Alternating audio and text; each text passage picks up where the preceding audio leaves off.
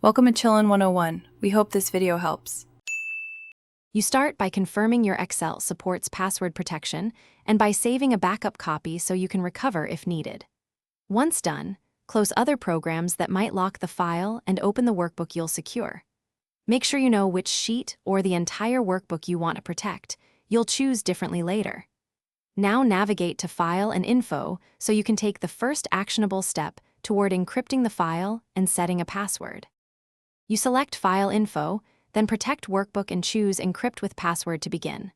When prompted, type a strong password. Aim for 12 or more characters with letters, numbers, and symbols, because complexity reduces brute force risk. After confirming the password, click OK and save the workbook to apply encryption.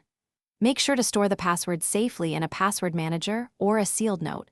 Losing it means losing access, so backing up you can further restrict edits by protecting individual sheets. Go to Review, Protect Sheet, choose Options, and set an optional password. To remove workbook encryption later, return to File, Info, Protect Workbook, Encrypt with Password, and clear the field, then save. If you ever get locked out, first check backups and your password manager.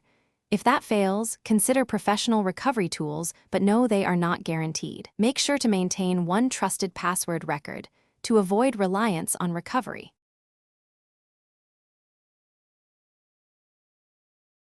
Thanks for watching. Consider subscribing if we helped you.